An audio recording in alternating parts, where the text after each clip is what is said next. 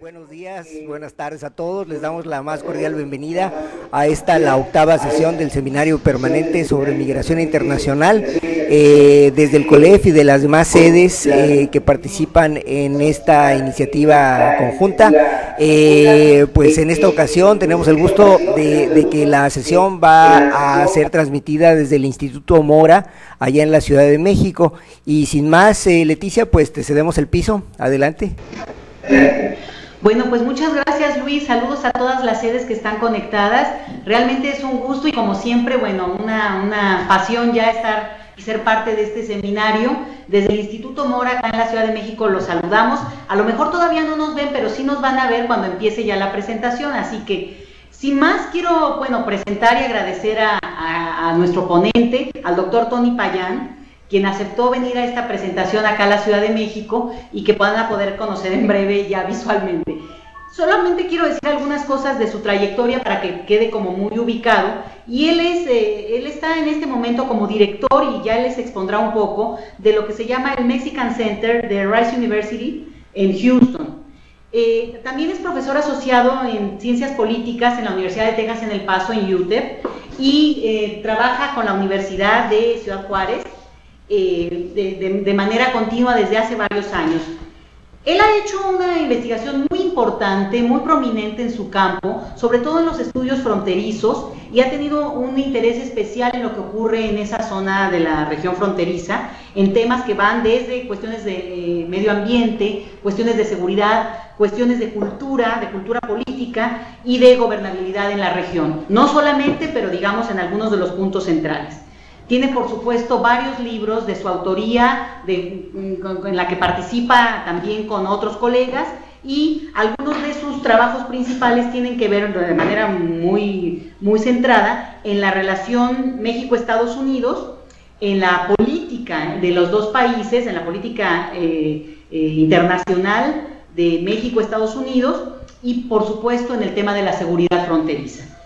En este momento voy a darle la palabra al doctor porque me gustaría que nos amplíe un poco la parte que tiene que ver con su trabajo como director del Mexican Center, y darle ya la palabra para que podamos pasar a la presentación y conocernos también en imagen. Muy bien, muchísimas gracias, Leticia. Bueno, primero que nada, gracias por la invitación al Instituto Mora, a Leticia. Yo encantado de estar aquí. A mí me parece que es un campus extraordinario, todo verde y muy bonito. Viniendo en cierta manera del Paso, donde hay poco verde, pues es bueno venir a la Ciudad de México, aunque ahora estoy en Houston. Y efectivamente, yo llegué a Houston hace 15 meses más o menos a trabajar en un proyecto sobre migración. Tuvimos una beca importante de algunos tejanos que se interesaban en el asunto migratorio, y Erika de la Garza, quien coordina la iniciativa Latinoamérica en el Instituto Baker en la Universidad de Rice, me invitó a trabajar en ese proyecto. Estuvimos ahí, convocamos a una serie de académicos de todos los Estados Unidos para estudiar el tema migratorio desde distintas perspectivas, y efectivamente un libro sale, si no a finales de este año, ciertamente a principios del año que entra, que se llama La Reforma Migratoria después de las elecciones del 2012. Es una colección de ensayos de distintos académicos, pero vista desde la perspectiva de los Estados Unidos. ¿Va a haber reforma migratoria o no va a haber reforma migratoria? Esa era la pregunta, y como todos sabemos sale esta pregunta, o surge esta pregunta de manera muy prominente después de las elecciones de noviembre, donde supuestamente los republicanos entran en un shock ante los resultados del voto hispano, y empiezan se crea un grupo, un caucus o un grupo de cabildeo en el Congreso, en el Senado, de 8 senadores, 4 republicanos y 4 demócratas, para tratar de pasar una reforma migratoria. Y bueno, todos conocemos los resultados, y ahorita voy a hacer un pequeño análisis de qué pasó con esa reforma y en dónde estamos. Pero después de ese proyecto, que se terminó en abril de este año, alrededor de febrero, marzo, empezamos las deliberaciones sobre la necesidad de tener un Centro México para políticas públicas en los Estados Unidos. Existe el Centro de Estudios Mexicoamericanos en California, que está un poco desdibujado. Existe el Instituto México en el Woodrow Wilson Center, que también se dedica a políticas públicas en Washington, dirigidos principalmente a la comunidad política dentro de la capital de Estados Unidos. Pero no hay mucho más en materia de políticas públicas, y ciertamente es sorprendente que en el estado de Texas no haya habido un centro realmente importante para el estudio de políticas públicas. Esta iniciativa surge entonces a partir de una colaboración entre varios empresarios mexicanos y varios empresarios tejanos, bajo el liderazgo del secretario Baker, exsecretario del Tesoro y exsecretario de Estado en Estados Unidos, y comenzamos a planear la apertura, la organización y apertura de este nuevo Centro México en Políticas Públicas, y luego me piden que me quede como director, y hace 2 meses, efectivamente, el 1 de agosto, hace 2 meses y medio, abrimos las puertas, y bueno, ahora estamos dedicados, y el tema de la migración es uno de los temas que pensamos abordar. Algunos de los temas que pensamos abordar tienen que ver con otra historia de la que se ha contado mucho en México en los últimos 6 años. En una primera categoría tenemos los temas del comercio, la energía y la infraestructura en Norteamérica.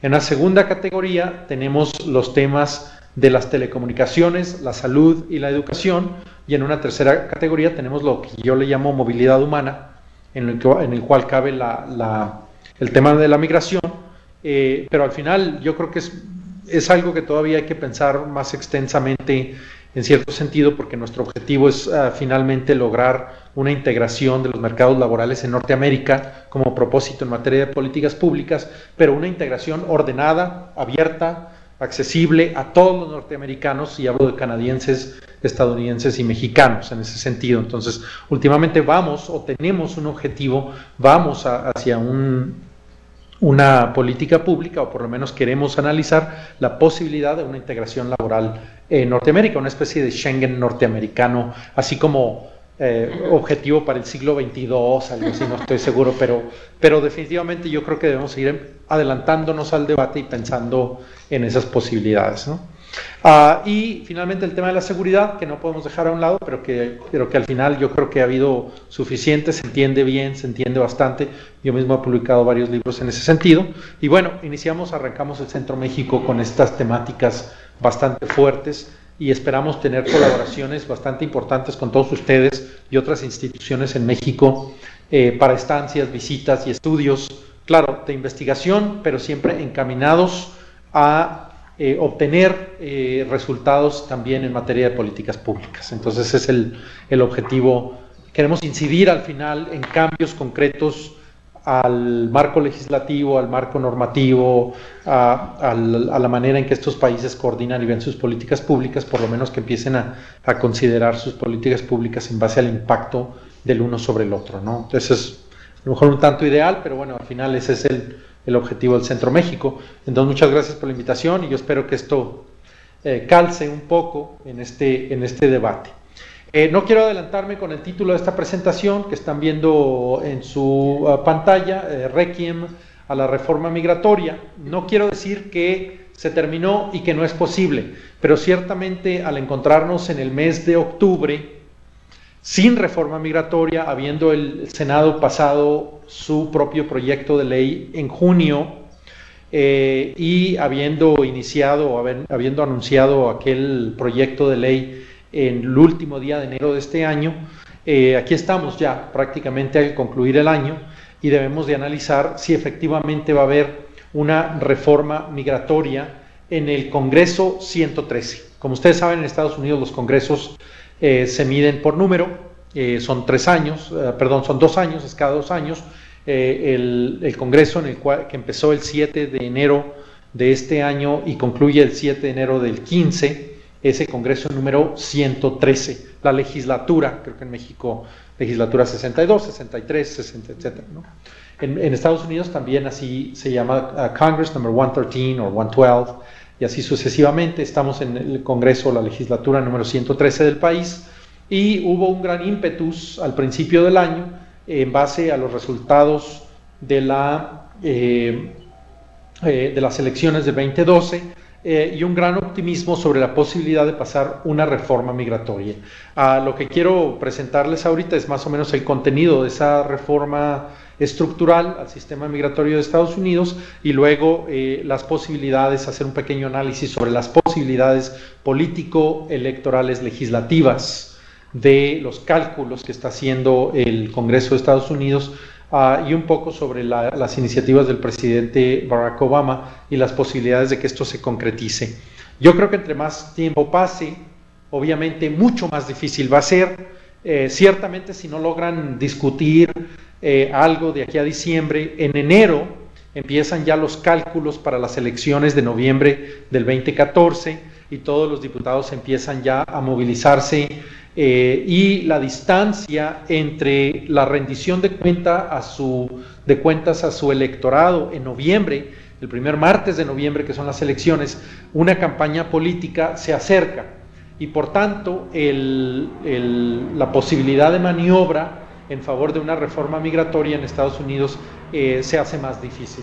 ¿Por qué? Porque al final cada uno de los diputados, de los 438 diputados que existen en Estados Unidos, tiene que regresar a sus distritos y ahorita voy a hacer un análisis político sobre la imposibilidad de que se conforme una coalición suficiente en unas condiciones electorales para poder pasar una reforma migratoria. Entonces la pregunta a la cual me dirijo es esa precisamente, la pregunta central: ¿habrá reforma migratoria en la legislatura número 113? Regreso a la propuesta de ley del Senado, la propuesta 744, es una reforma estructural, en realidad es una reforma que le dicen comprensiva porque se dirige a todos los distintos aspectos de la reforma migratoria y no quiero abundar mucho en ella, mucho se ha discutido en ella, pues es de conocimiento popular más o menos el contenido de esta ley que pasó en el Congreso en junio de este año. Y obviamente incluye 30,000 millones de dólares para la seguridad fronteriza. Estamos hablando obviamente de otras 750 o alrededor de 1,100 a 1,200 kilómetros de muro, de vallas, de obstáculos al flujo migratorio indocumentado a lo largo de la frontera. Ya existen alrededor de 700, estos otros llegan a añadir otros 700 y llegamos a 2/3 partes de las 2,100 millas de frontera entre los dos países. Entonces definitivamente este proyecto avanza, por lo menos eso fue. Yo creo que se pasó, o esto fue el primer componente de la reforma migratoria, porque fue un componente importante que se tuvo que hacer como concesión a algunos de los votos más conservadores de los republicanos para poder obtener sus votos a favor de la reforma migratoria. Incluso el cálculo fue precisamente eso: si te damos 30,000 millones, 20,000 agentes de la patrulla fronteriza más, y te damos tanto dinero para la patrulla fronteriza, tanto para tecnología, tanto para cámaras, tanto para sensores, si hacemos esto, votas a favor de la reforma migratoria. Entonces no es casualidad que este componente llegue como el primer apartado del proyecto de ley, precisamente para obtener los votos del Senado.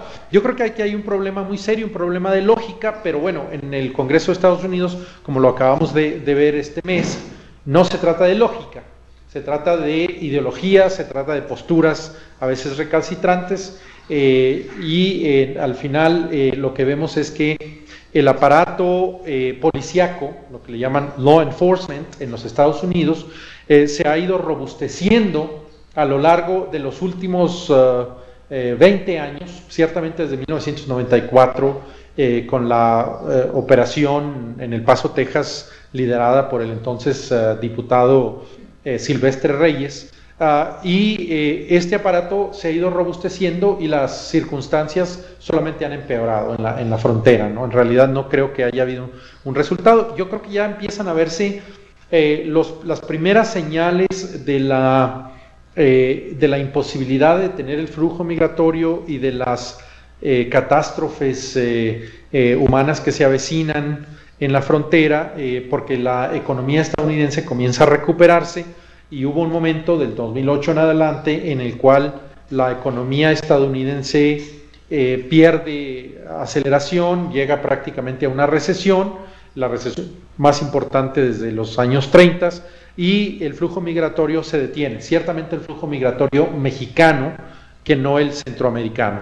Entonces el flujo migratorio mexicano se detiene, incluso hay quienes argumentan que bajó de cero, es decir, que hubo un flujo de mexicanos, pero hacia México durante esta crisis, y sin embargo la patrulla fronteriza ya está reportando pequeños aumentos en el flujo migratorio hacia los Estados Unidos que obedecen a una lógica económica, el crecimiento del mercado laboral en los Estados Unidos.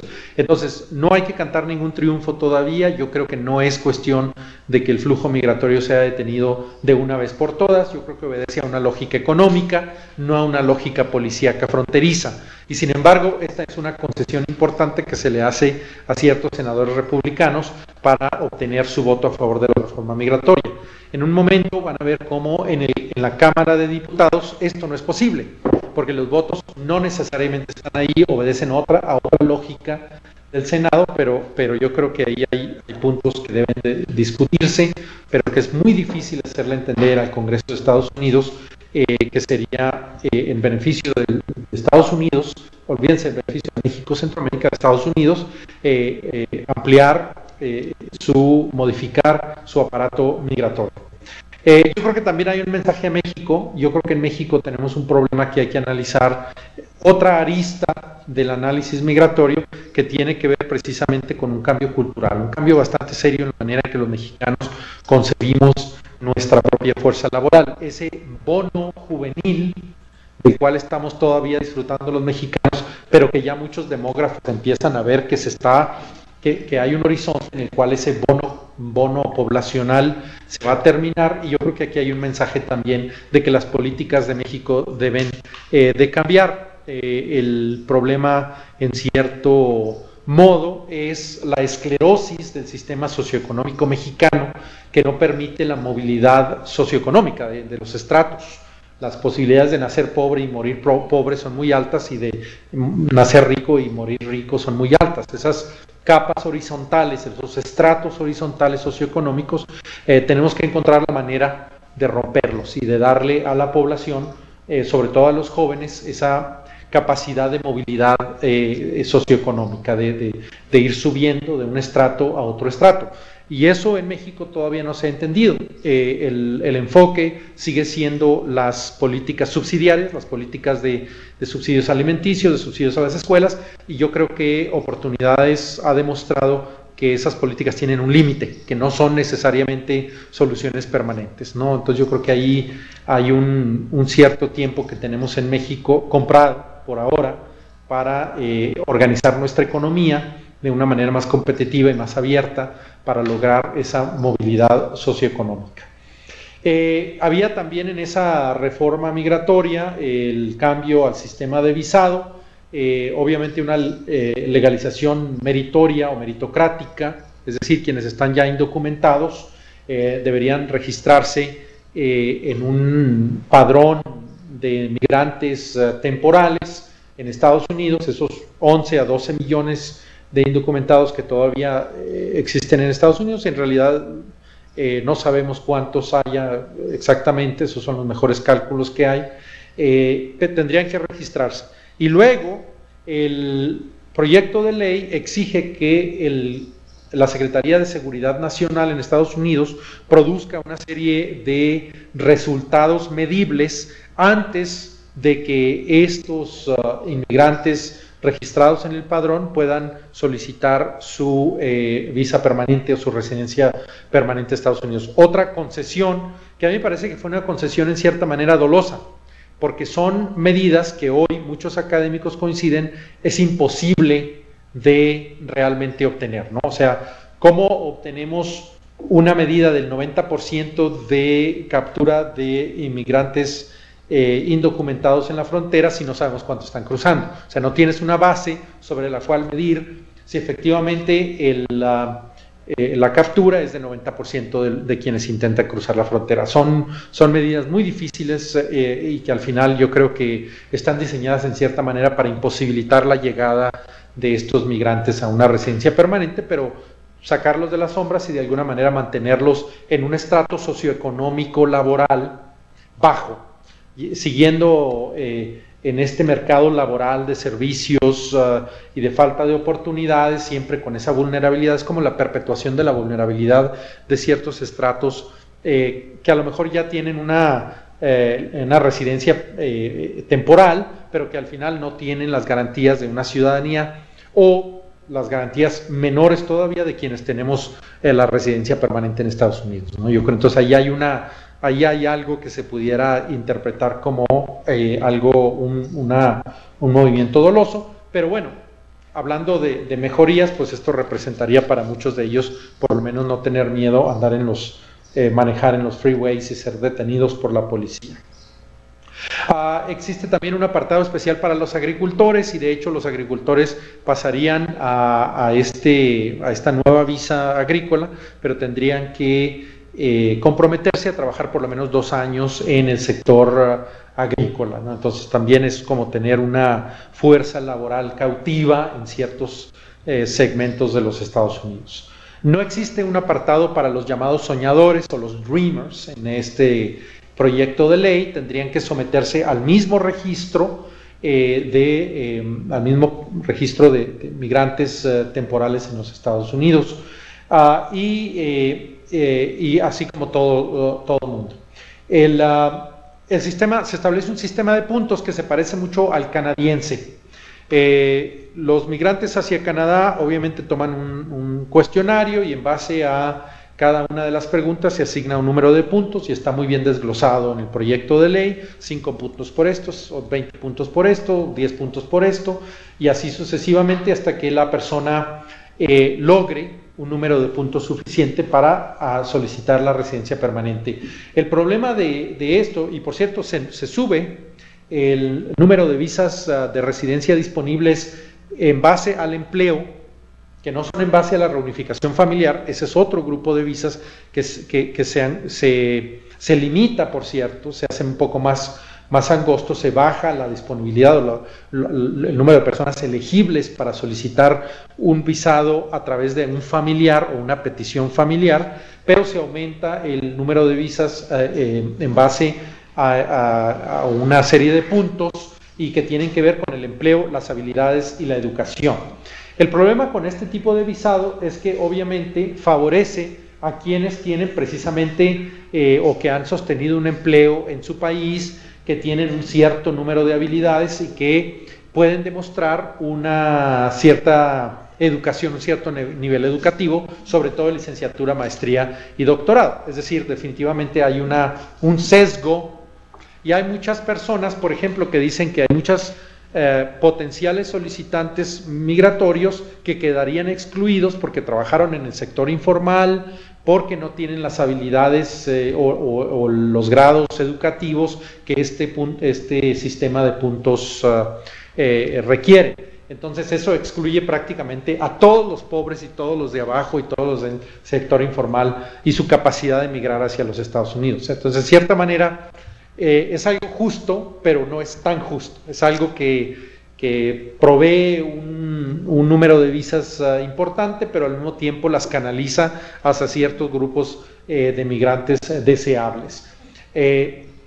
Se habla de 2 grupos preferenciales, pero que al final es discriminatorio hacia las clases más marginadas, que son precisamente las que migran de manera indocumentada. Entonces, para mí, el proyecto de ley del Senado no necesariamente resuelve el problema de la migración indocumentada. Se sesga más bien a la migración de altas capacidades o habilidades, de alta educación, empresarial, inversionista y por supuesto a gente que haya tenido un empleo permanente en su país, que al final pudiera ser las que tienen menos incentivos de migrar en cierta manera, porque tienen un empleo estable y tienen un ingreso estable. Entonces ahí hay un problema. Esta misma ley o esta misma propuesta de ley, S744, reduce el número de visas en reunificación familiar. Por cierto, se habla de que un ciudadano americano podrá reclamar a su familia inmediata, cónyuges, hijos, menores, pero se reduce el número de visas o se elimina completamente la capacidad de hacer una petición a favor de, por ejemplo, hermanos y hermanas, ¿no? Se reduce, sobrinos y sobrinas. Se reduce el número de visas hacia los familiares. Esto afecta seriamente a la capacidad de los mexicanos de migrar, porque los mexicanos en Estados Unidos, de hecho, cada año se emiten 250,000 visas a mexicanos en base a reunificación familiar o peticiones familiares, y obviamente la incapacidad de muchos mexicanos de traer a un círculo de familiares más amplio pues reduce la capacidad de los mexicanos ciudadanos en Estados Unidos de hacer una serie de peticiones a favor de los familiares más lejanos. Entonces, en cierto sentido, también ahí hay una reducción.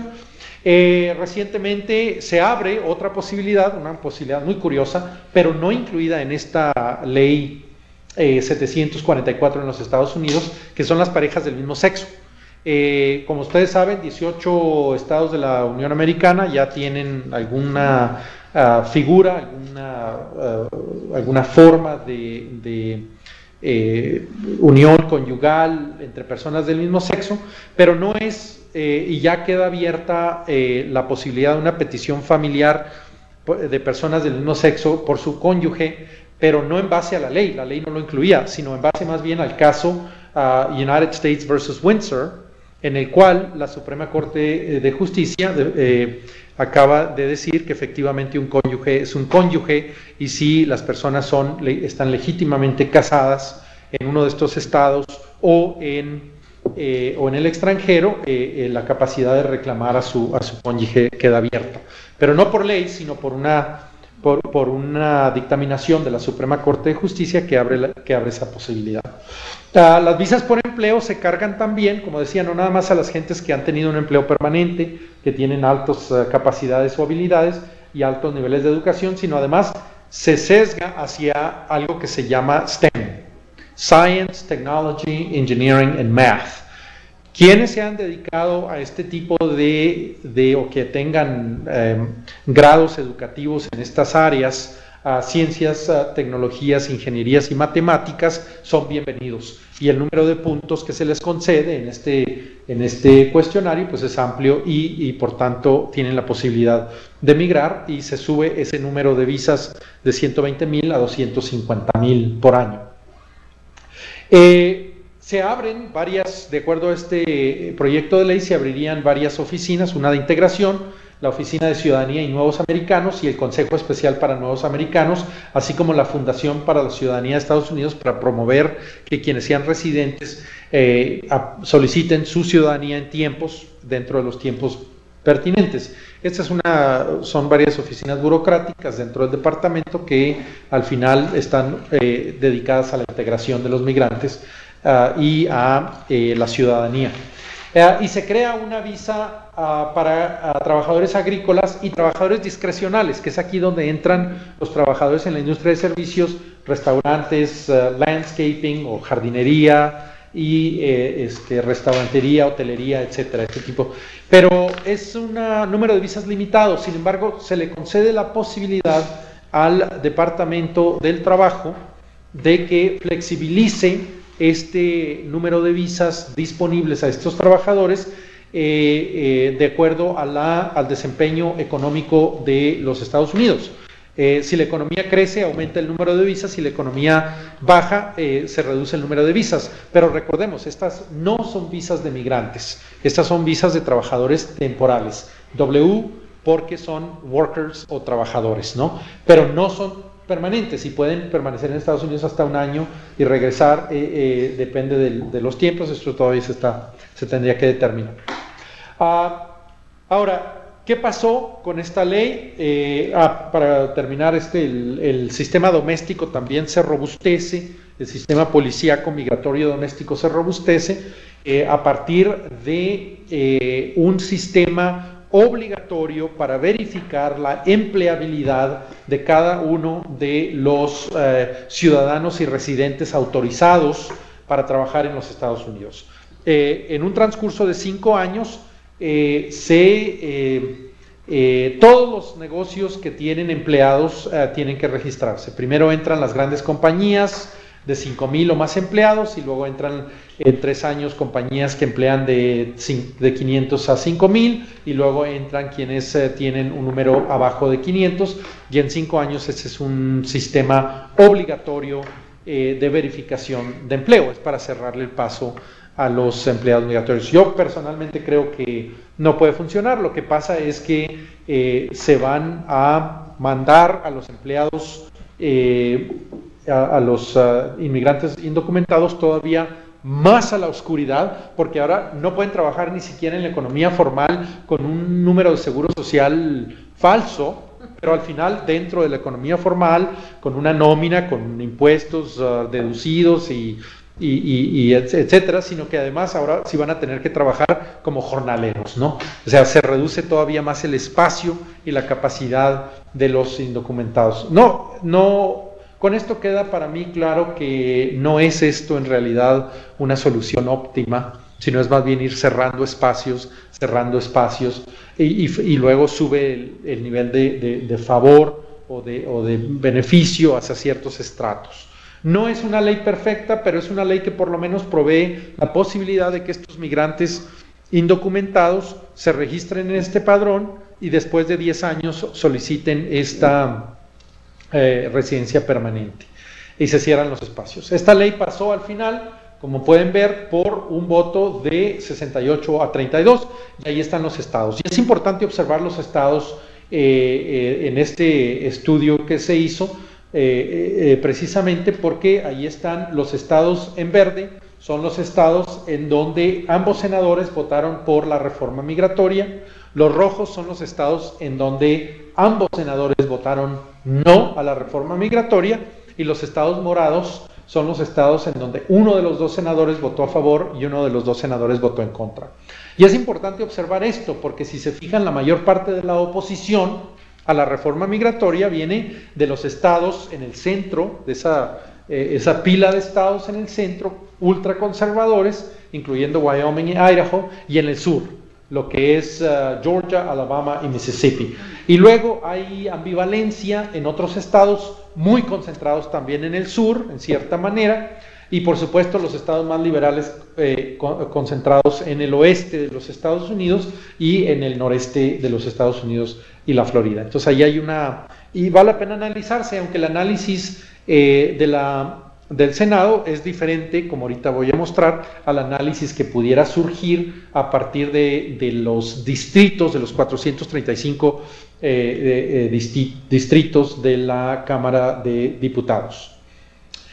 La pregunta entonces, habiendo analizado el mapa de los senadores y habiendo visto más o menos cómo se concentra la oposición en el sur y en el Midwest, lo que es la parte central de los Estados Unidos a esta reforma migratoria, con algunas pequeñas excepciones como Virginia, Tennessee e Illinois. En cierta manera Illinois se comprende porque es un estado de alta recepción migratoria, y pequeñas excepciones en el sur, ahí está concentrado. Y ahí va a estar concentrada la mayor parte de la oposición de la Cámara de Diputados. La pregunta es, ¿existen las condiciones para una reforma migratoria? Si en la Cámara de Senadores logramos 68 a 32 votos, pasó con bastante holgura, en cierto sentido, el proyecto de ley, existen las condiciones. ¿Cuál es la factibilidad de que se dé una coalición demócrata-republicana en la Cámara de Diputados para una reforma migratoria estructural? Yo creo que el primer análisis se concentra en la composición del Congreso. Estamos hablando de 232 republicanos, en donde definitivamente dominan la Cámara de Diputados, 200 demócratas, y hay 3 vacantes. ¿Quién sabe quiénes son los vacantes? A veces son fallecimientos, a veces son enfermedades y renuncias, a veces son, etcétera. Estamos hablando de 432 votos y la posibilidad de alcanzar 50% más 1 en la Cámara de Diputados. El Senado es muy importante porque en el Senado existe una figura parlamentaria que se trata el discurso ilimitado, que lo acabamos de ver con Ted Cruz cuando cerró el gobierno de Estados Unidos. A partir en el Senado, el debate no tiene que ser pertinente al tema que se está tratando y no hay límite de tiempo en el discurso de un senador, y por lo tanto un senador puede pararse y hablar todas las horas, incluso leer cuentos y leer cosas que quiera, pero es una técnica parlamentaria de obstrucción a la legislación. Y finalmente todo el mundo se cansa, se va a su casa, se jala el proyecto de ley y se almacena, se guarda, porque no. En la Cámara de Diputados no existe tal cosa. En la Cámara de Diputados hay otro problema en términos parlamentarios que ahorita voy a discutir y que me parece que es importante, porque eso va a hacer que no sea posible presentar una reforma migratoria comprensiva estructural en cierta manera. Primero que nada, esos son los números con los que estamos jugando. Entonces nos convertimos en cuenta diputados o en cuenta frijoles, o sea, hay que ver quién sí, quién puede, quién no, y muchos de nosotros hemos puesto a los 435 miembros de la Cámara de Diputados y 100 senadores, y hemos estado prácticamente contando con frijoles y viendo quién es este diputado, cuál es la composición demográfica de su distrito, cuáles son los incentivos, cuál es su orientación ideológica, etcétera, y luego lo ponemos en 3 grandes grupos: el quizás, el sí y el no, y empezamos a juntar frijoles, granos de frijol, para ver si logramos una coalición más o menos, y qué podríamos hacer para convencer a este quizás de que se mueva a la columna de los sí, o a lo mejor que se mueva a la columna de los no, etcétera. Entonces es un proceso de análisis político muy interesante, pero un poquito complicado, porque tenemos que considerar varias variables y la posibilidad de que alguien vote por ellos. Pero estos son los números con los que estamos jugando.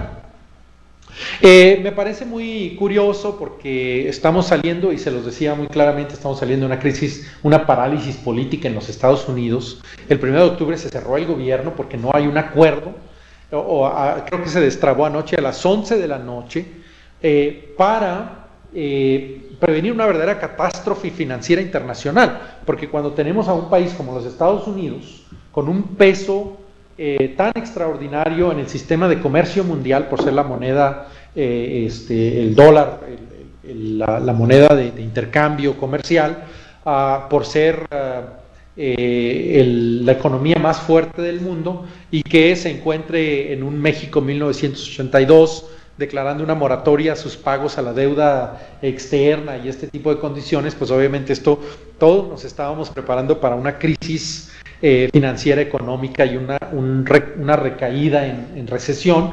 Entonces el Congreso está muy ocupado en este tipo de dinámicas. Yo creo que no han sido resueltas. Los detalles, no he analizado todavía los detalles desde anoche, a las 11 de la noche, que se pasó esto en la Cámara de Diputados, pero habrá que ver el contenido de esto. Obviamente el límite a la deuda, se levanta el techo de la capacidad de endeudamiento de Estados Unidos, se levanta, pero siempre hay un siguiente horizonte, y se levantó o hasta el 31 de diciembre, o se levantó hasta marzo, o se levantó un año hasta el año fiscal que termina el 30 de septiembre. Entonces no estamos seguros, pero obviamente se avecina otra crisis en el 2014, porque yo creo que lo máximo que debieron haber levantado ese techo, y esa es mi suposición, es posiblemente el año fiscal, que es el 30 de septiembre. Quiere decir que en los siguientes meses va a haber una serie de negociaciones importantes sobre la deuda nacional, una serie de negociaciones sobre el presupuesto. Estados Unidos tiene desde el 2010 que no ha pasado un presupuesto. Han pasado proyectos de ley para financiar el gobierno, las funciones del gobierno, pero siempre de 30 días o de 60 días, y se la han pasado, ya tienen 4 años pasando una serie de proyectos presupuestales que no constituyen un proyecto de ley presupuestaria federal para financiar el gobierno por todo un año. Tienen 4 años que no lo han hecho.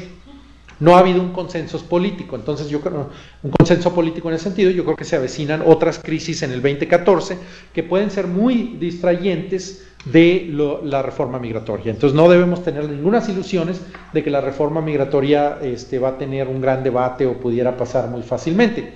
No digo que no sea posible, hay que tomar todas estas variables contextuales y estructurales en cuenta, pero también hay que hacer un análisis, un microanálisis de cada uno de los diputados y la posibilidad de que se conforme una coalición. Además, hay una radicalización en la Cámara de Diputados.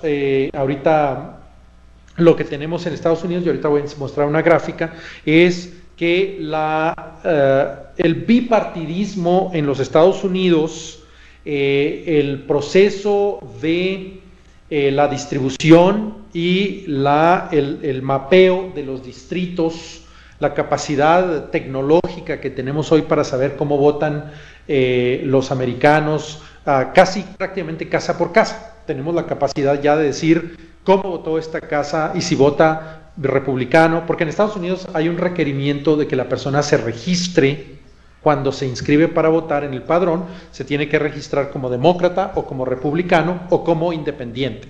O sea, hay un requerimiento.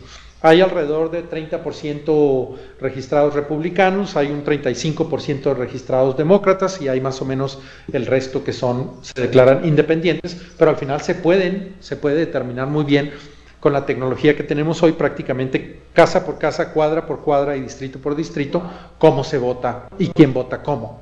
En base a eso se dibujan los distritos de dos maneras. Para diluir el voto minoritario en los distritos, se parte un voto minoritario y ahorita les voy a mostrar cómo, o se acorrala para crear una serie de distritos conservadores alrededor y un solo distrito liberal, que al final podrá ser un diputado muy liberal, muy abierto, pero rodeado de conservadores y que al final el voto resulta ser uno de muchos. Entonces hay una manipulación, un proceso de manipulación en la Cámara de Diputados que no se da en el Senado, porque son 2 por estado, pero que se da en la Cámara de Diputados y que debemos tener en cuenta cuando hacemos el análisis para la posibilidad de una reforma migratoria. Ese proceso se llama gerrymandering, precisamente en honor al gobernador Jerry Eldridge de Massachusetts, que fue el primero que manipuló desde los 1800 su distrito para asegurarse de que era un distrito seguro para él y para su reelección continua.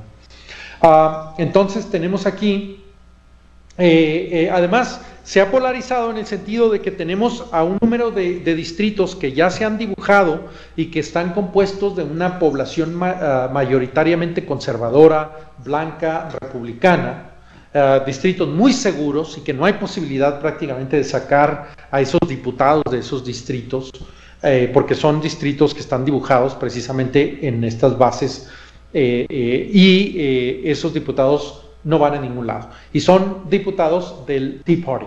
El Tea Party ha ido creciendo poco a poco, ha ido ganando adeptos y ellos tienen una política muy específica de ir detrás de senadores y diputados moderados. Cuando ellos detectan que en un distrito hay un diputado que ellos consideran moderado, es decir, que no es lo suficientemente conservador, el Tea Party financia una campaña de uno muy conservador en la elección primaria de ese distrito para sacar al diputado y plantar a un miembro del Tea Party. En ese sentido, como se puede ver en este mapa enseguida, ahí está, todos estos distritos que ustedes ven en rojo en este mapa son 47 distritos, todos miembros comprometidos con el Tea Party.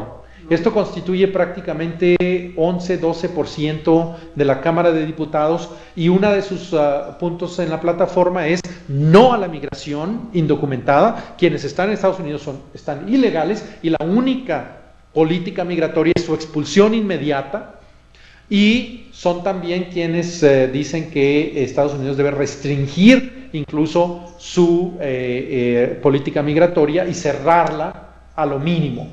Entonces ahí tenemos el Tea Party, y el Tea Party ha ido creciendo, ganaron un distrito y luego otro, y están preparando candidatos por muchos otros distritos a lo largo y ancho de Estados Unidos para tratar de expulsar a los más moderados. Esto ha resultado, y me regreso a la otra lámina, en una radicalización de la política en Estados Unidos. Entonces los Tea Parties han actuado, los miembros del Tea Party han actuado de una manera muy estratégica para ir quitando diputados moderados o liberales uno por uno en elección tras elección, y han ido creciendo en peso. Y esto ha jalado al Partido Republicano hacia la derecha y ha dejado ciertos paraísos liberales en Estados Unidos, ciertas ciudades en donde hay una serie de demócratas, y de hecho el cálculo es tan interesante porque muchos de los distritos ocupados por los demócratas en realidad son distritos muy divididos, en donde un republicano puede ganar, pero muchos de los distritos ocupados por el Tea Party y los republicanos están gerrymandered, de tal manera en que son distritos muy seguros y que no pueden, y que los demócratas no pueden esperar ganar, y por tanto el Tea Party incluso ve la posibilidad de plantar a una persona más conservadora todavía, retando al propio miembro del Partido Republicano y suplantándolo con una persona más conservadora y más antiinmigrante todavía. Entonces la configuración política, ideológica de la Cámara de Diputados y la configuración geográfica de los distritos es uno de los cálculos más importantes que tenemos que hacer para entender si es posible lograr una coalición de demócrata-republicana para lograr una reforma migratoria. Y repito, de esos 47 miembros del Tea Party, todos esos están en el extremo derecho, y esos son definitivos votos no. Esos son votos que no se van a obtener ni aunque llegara Jesucristo y fuera un migrante indocumentado, ellos dirían absolutamente no. Entonces eso es. Y luego los otros republicanos que todavía se encuentran un poquito al centro, tienen miedo. ¿De qué tienen miedo? Tienen miedo de que el Tea Party los detecte como conservadores y que en las elecciones primarias internas del distrito les pongan a un contendiente que sea capaz de echarlos del distrito. Entonces están muy precavidos, quieren conservar su curul en el Congreso, y exponerse a el apoyo de una reforma migratoria es también exponerse a un challenge o a un reto de parte del Tea Party desde abajo y que los saque al final. Entonces tenemos que buscar medir también la vulnerabilidad de cada uno de estos miembros de esos distritos más moderados y concluir si se puede obtener ese voto o si no se puede obtener ese voto. Entonces se hacen cálculos muy minuciosos de cómo puede estar reconformada esa coalición. Esto me lleva también al aspecto de las reglas parlamentarias al que me refería hace un rato, que tiene que ver con la regla Hastert. Hastert fue un presidente de la Cámara de Diputados en los finales de los 90 hasta el 2007, cuando entró John Boehner. Dennis Hastert, que era el presidente, en aquel momento estableció una regla informal, no oficial, pero a la cual el Partido Republicano se ha adherido desde los 90s, y es una regla bastante importante, y ellos se guían por esta regla en cuestiones parlamentarias de una manera muy fuerte, y es, ellos primero hacen una encuesta rápida entre sus diputados para ver quiénes votarían a favor o en contra de un proyecto de ley. A partir de esa encuesta ellos determinan si se presenta el proyecto de ley o no se presenta, y el guardián, el portero, es el presidente de la Cámara de Diputados. Él es el que presenta el proyecto de ley a discusión o lo retiene en el cajón hasta que llegue ese momento. La regla consiste en, se tiene una mayoría de la mayoría tiene que apoyar o manifestar su apoyo para este proyecto de ley, si no el proyecto de ley se suspende, se congela y no se presenta. Es la regla de la mayoría de la mayoría. Es decir, tenemos aquí una serie de, ahí está John Boehner, una fotografía y John Boehner se ha adherido a la regla de su predecesor Dennis Hastert bastante fuertemente, y él ha dicho que si una mayoría de la mayoría no apoya ese proyecto de ley no pasa. ¿Qué es lo que sucede? Tenemos a 232 republicanos y al menos 117, es decir, la mitad más uno, debe manifestarse por una reforma migratoria para poder presentar el proyecto de ley al Pleno a discusión y voto. Claramente estamos hablando de que si tenemos 200 diputados demócratas Y tiene que haber, por esta regla parlamentaria Hastert, 117 republicanos que apoyen esto. Una ley no puede pasar con menos de 317 diputados.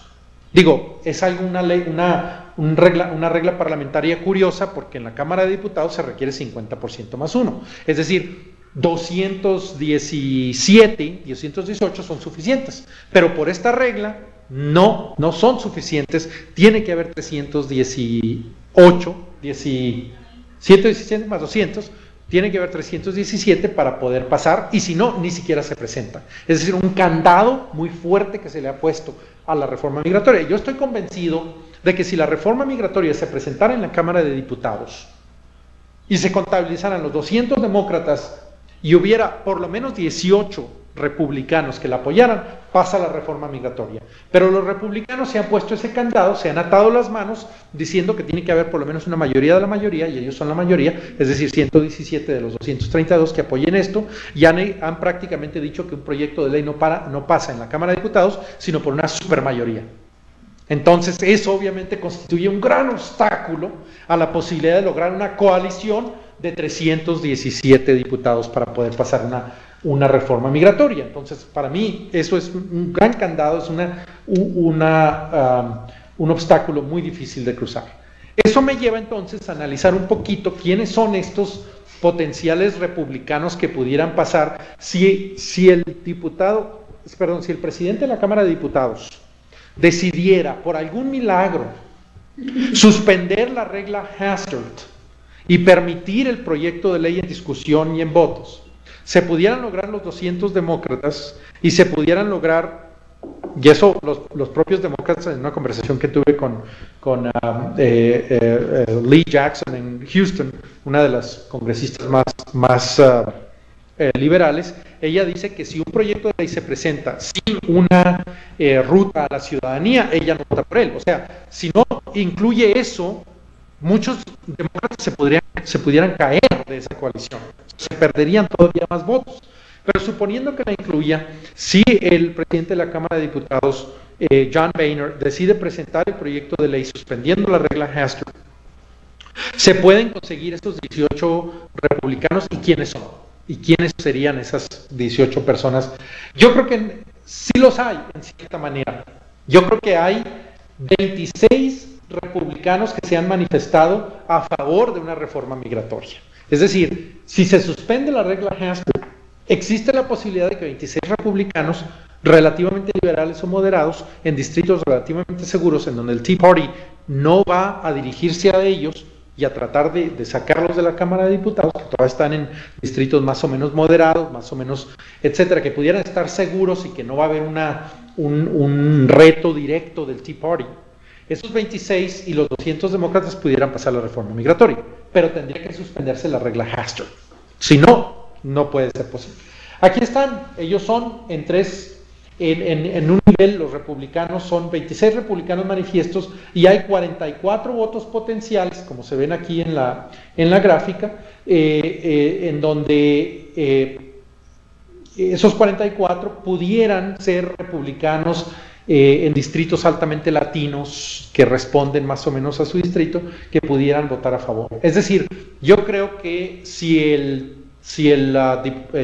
presidente de la Cámara de Diputados, John Boehner, presentara el proyecto de ley casi como lo dejó el Senado, con algunas modificaciones que se podían reconciliar después, existen los votos republicanos para pasarlo, pero él ha dicho claramente que él no va a presentar ningún proyecto de ley que no tenga la mayoría de la mayoría, y por tanto no lo va a presentar. Y estos 44 republicanos no son 117, no son suficientes para presentar esto, pero ahí están identificados uno por uno.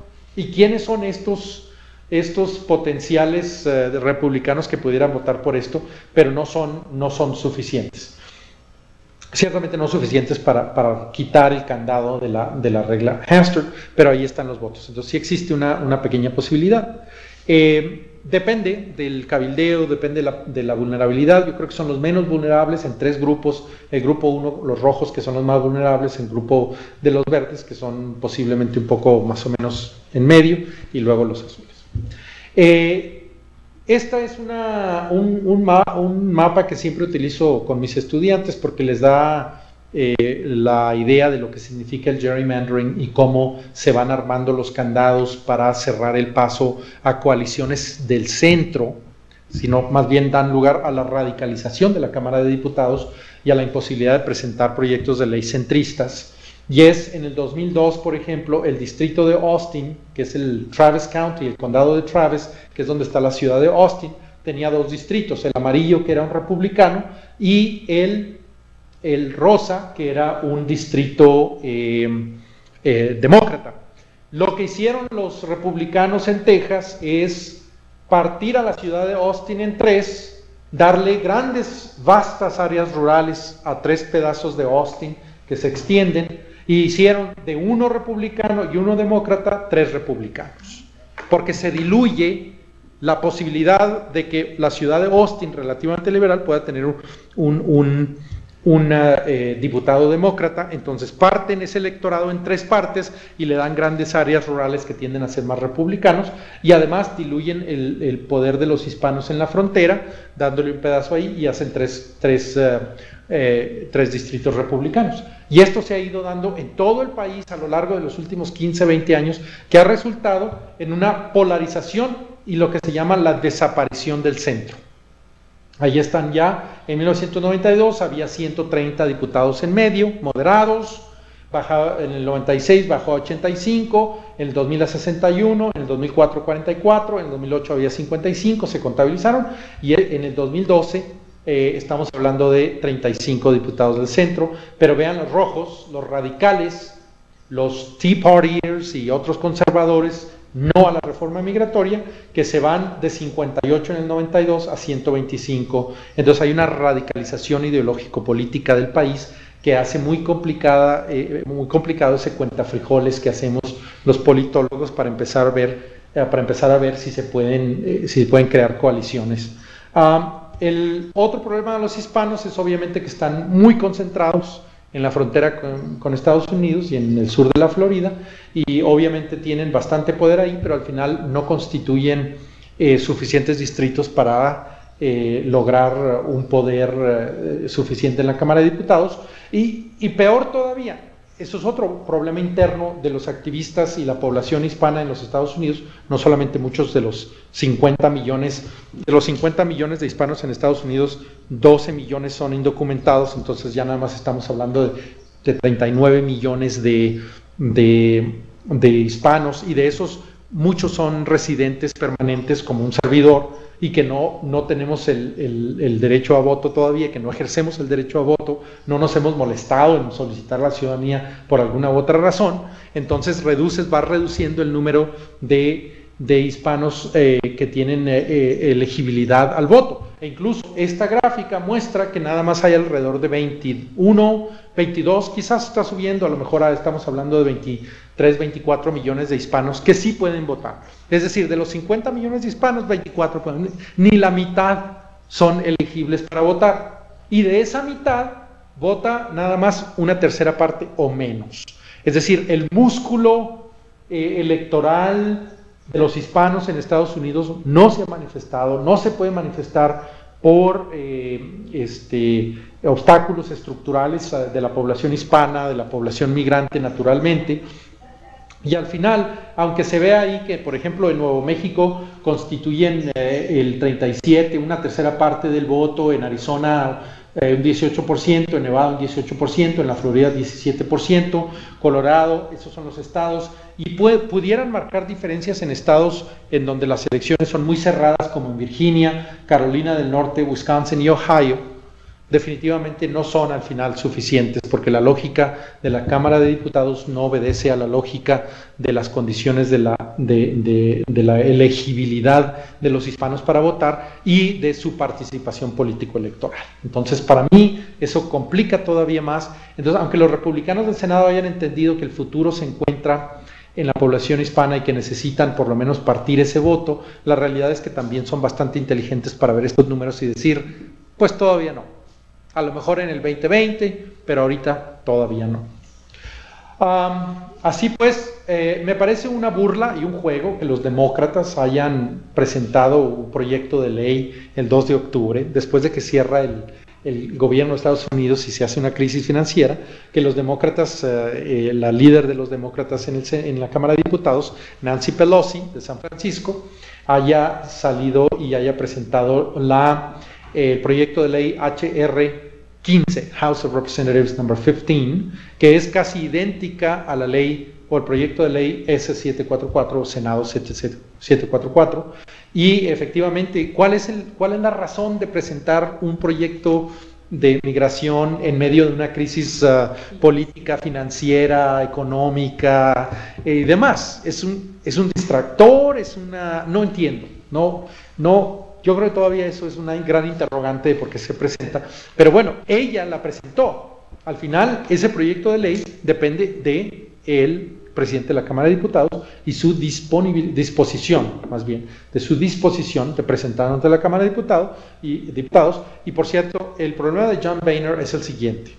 Si John Boehner presenta una reforma migratoria o cualquier otro proyecto de ley que sea percibido como relativamente centrista o liberal, su propio puesto como presidente de la Cámara de Diputados está en aprietos. Ya hay 120 republicanos dispuestos a quitarlo de la presidencia de la Cámara de Diputados. Entonces, él siempre está haciendo esos cálculos políticos en base no solo a su permanencia en su distrito en Ohio, sino está también haciendo esos cálculos políticos de a qué le va a dar pie en el Pleno y va a someter a una votación en base también a su propia sobrevivencia política como presidente de la Cámara de Diputados.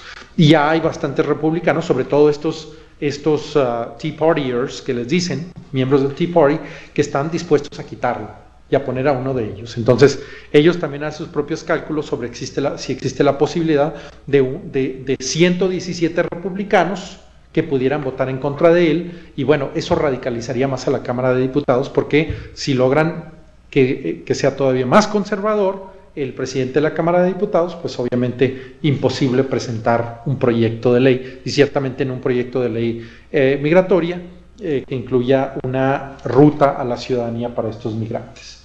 Entonces, no hay una serie de... Ahora, para concluir, en las siguientes láminas, 4 o 5 láminas, hay posibilidades, pues, de destrabar esto. Bueno. Es difícil. En noviembre y diciembre del año pasado, yo escribí un pequeño ensayo en donde se nos pide en el Instituto Baker de Políticas Públicas que escribamos un ensayo a manera de recomendaciones en materia de políticas públicas, y yo escogí escribir un ensayo en cuestiones migratorias. Desde entonces, y es bastante interesante que yo desde entonces ya había visto la imposibilidad de una reforma migratoria, porque mi ensayo se dirigió más bien a un acercamiento a una reforma migratoria parcial o en pedazos. Y de hecho así se llama, el ensayo se llama A Piecemeal Approach to Immigration Reform, es decir, en pedazos. Hay que presentar enmiendas y proyectos de ley a otros proyectos de ley para ver si se pueden colar e ir resolviendo la situación migratoria de segmentos y de grupos de personas, ¿no? O sea, yo creo que esa es la... Entonces hay que presentar una serie de proyectos de ley o incluso de enmiendas a ciertas leyes separadamente para ver si logramos por lo menos resolver la situación migratoria de la mayor parte, no de todos, pero de la mayor parte de estos migrantes indocumentados en los Estados Unidos. Por supuesto, va a tener que haber un aumento de las penalidades por las violaciones migratorias, va a tener que robustecerse el sistema policíaco migratorio doméstico, tiene que haber un aumento en el visado por mérito para dar cabida a este cambio en el número de visas. Los trabajadores agrícolas, yo creo que los trabajadores agrícolas aquí son de particular importancia. Y estoy hablando de los trabajadores, no solamente aquellos que están levantando la lechuga y las fresas y demás, que trabajan en el campo. Estoy hablando de los trabajadores agrícolas que despluman y destazan los pollos y los cerdos, o sea, la gente que trabaja en la industria de la alimentación, y que para mí constituyen, según mi conteo, la granjas, pesca e industrias maderas, 300,000 personas. Yo creo que en cierto sentido se puede presentar una ley favorable a los trabajadores agrícolas y sus familias. Eso resolvería la situación de 300,000 trabajadores y sus familias que pudieran estar con ellos. Entonces estamos hablando quizás familias de 3 miembros, 4 miembros, estamos hablando de no más de 1 millón de personas, pero que pudieran colarse porque pudiéramos crear una coalición lo suficientemente amplia, sobre todo de republicanos de distritos rurales que pudieran depender un poco sobre la mano de obra de estos trabajadores agrícolas y que pudieran en su momento votar por una potencial reforma migratoria dirigida exclusivamente a los trabajadores agrícolas. Y eso para mí resuelve la situación migratoria de un millón de personas. Yo creo que existe también la posibilidad de presentar el DREAM Act. Para mí, la maniobra del presidente Obama, el 15 de junio del 2012, cuando él presenta este cambio en la normatividad para dar la posibilidad de una residencia temporal a los dreamers, a los soñadores, los jóvenes que fueron llevados a Estados Unidos, abajo de 30 años, y que fueron llevados a Estados Unidos como menores de edad, de arreglarles la residencia, o darles una residencia temporal de alguna manera y sacarlo de los hombres. Para mí fue en realidad una maniobra político-electoral bastante burda. Digo, se le agradece porque al final es progreso, pero obviamente es bastante política esa movida. Yo creo que hubo reclamos de los grupos de hispanos en Estados Unidos. Él leyó perfectamente bien las condiciones de las políticas de la población hispana. Desafortunadamente el Partido Republicano no tiene ninguna esperanzas de atraer a la población hispana, y de hecho cada vez más las encuestas muestran que nada más el 18% de los hispanos hoy aprueba del Partido Republicano. Están perdiendo prácticamente el 80% del voto republicano, del voto hispano, y que va a seguir creciendo. Otra potencial, la reintroducción o la presentación del DREAM Act de los soñadores beneficiaría alrededor de 1.2 a 1.4 millones de personas. Un proyecto agrícola beneficiaría alrededor de 300,000 trabajadores y sus familias.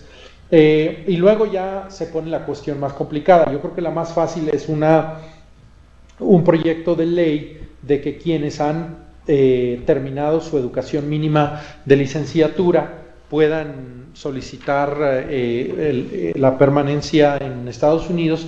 Es alrededor del 15% de los adultos indocumentados entre 25 y 64 años. Entonces tenemos alrededor de 1,5 millones, 1,600,000, 700,000 que fueron a la escuela en Estados Unidos. Hay ciertos traslapes con los Dreamers, pero al final estoy hablando aquí de segmentar la población y de buscar leyes factibles, favorables. Digo, ¿quién va a rechazar a alguien que tenga una licenciatura o una maestría, que haya logrado un nivel de educación alto? Eso es supuestamente algo deseable. Pudiera lograrse colarse de manera de enmienda en alguna otra ley. El Dreamers pudiera colarse de esa manera, el de los agrícolas también pudiera colarse de esa manera, y luego nos quedan los más difíciles, que son la industria de la construcción, que tiene alrededor de 1.8 millones de personas, y la industria de servicios, que tiene el grueso, que son 2.8 millones. Y luego pudiera también cambiarse la normatividad burocrática, y eso es algo que el presidente Obama pudiera hacer sin necesidad de legislación, de que los ciudadanos adultos de los Estados Unidos pudieran hacer una petición familiar por sus padres o hermanos o hermanas indocumentados, y eso lograría un beneficio a 3.8 millones de personas.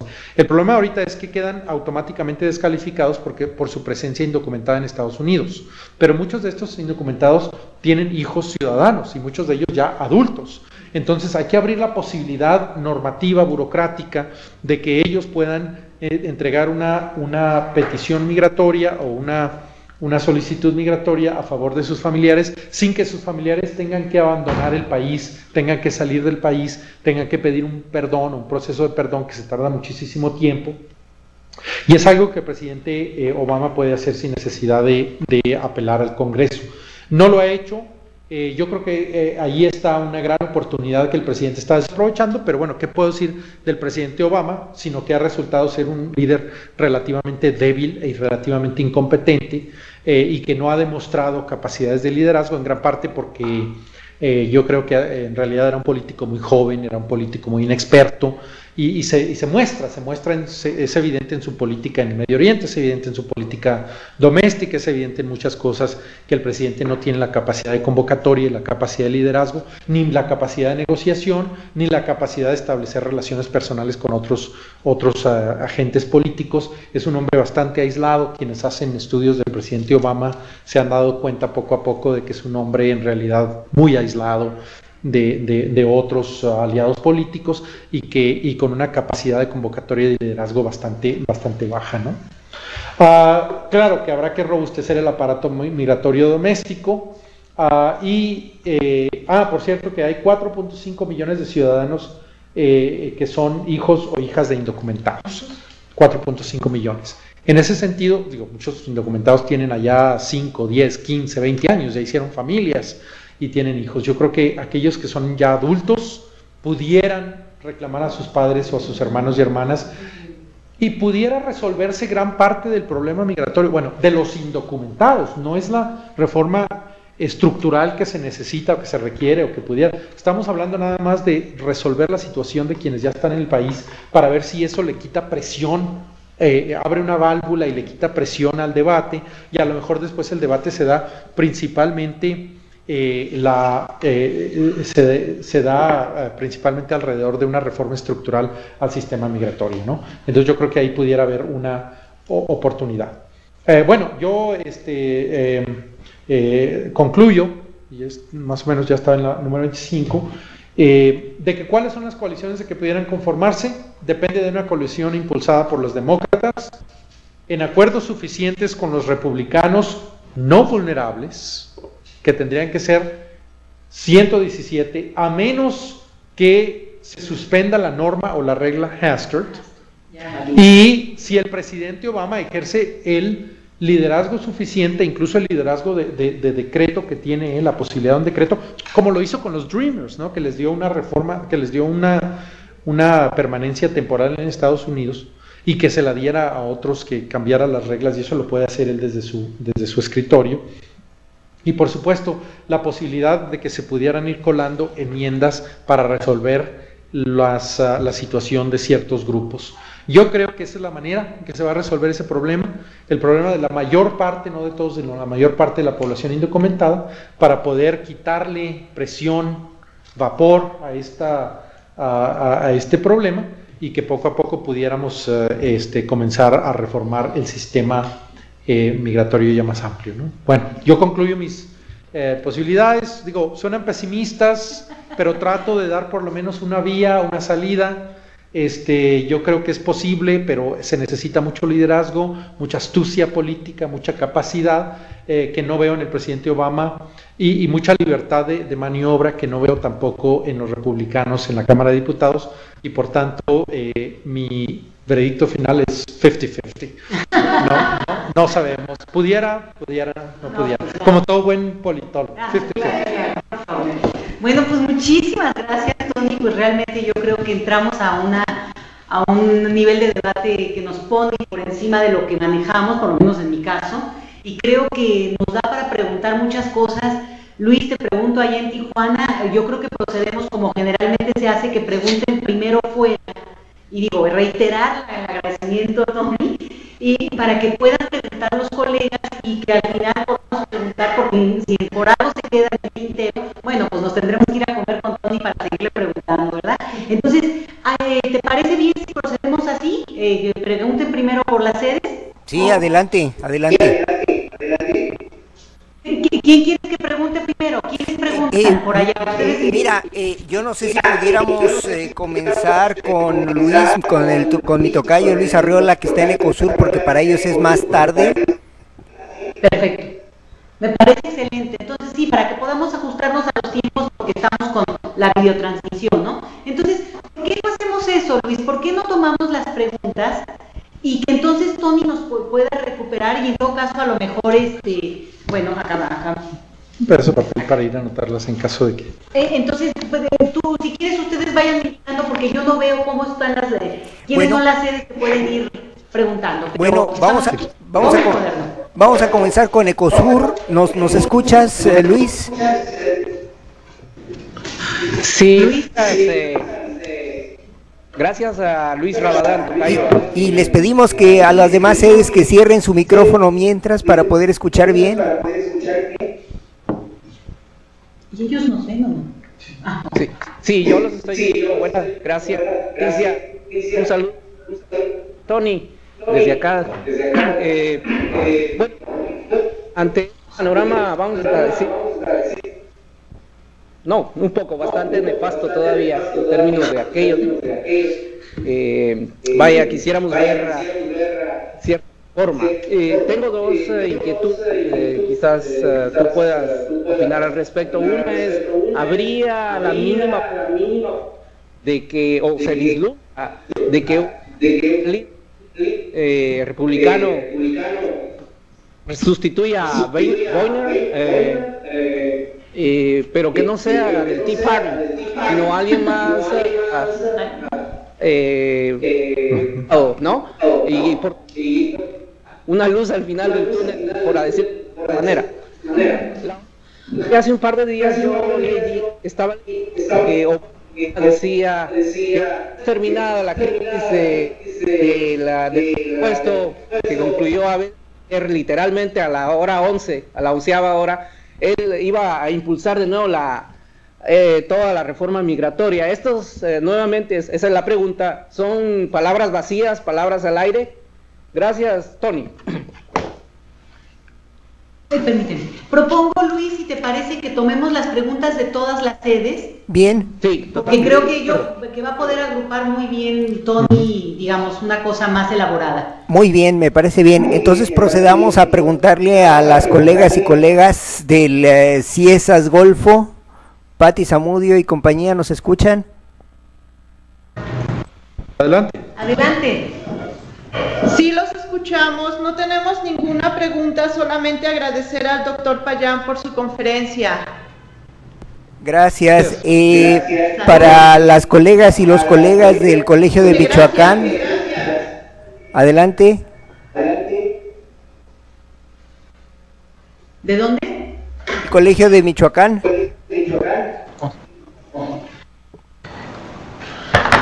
Sí, no tenemos preguntas ni comentarios, solamente para felicitar al doctor por su exposición. Seguimos en comunicación. Gracias. Bueno, incluso a ver si durante la discusión pudieran surgir preguntas tanto en CIESAS como en el Colegio de Michoacán. Bueno, pues entonces aquí en la sala del Colegio de la Frontera Norte, ¿tú tienes alguna pregunta? Yo tengo por lo menos una pregunta, Tony. Bueno, para empezar, muchas gracias a ti por la presentación, creo que fue magnífica.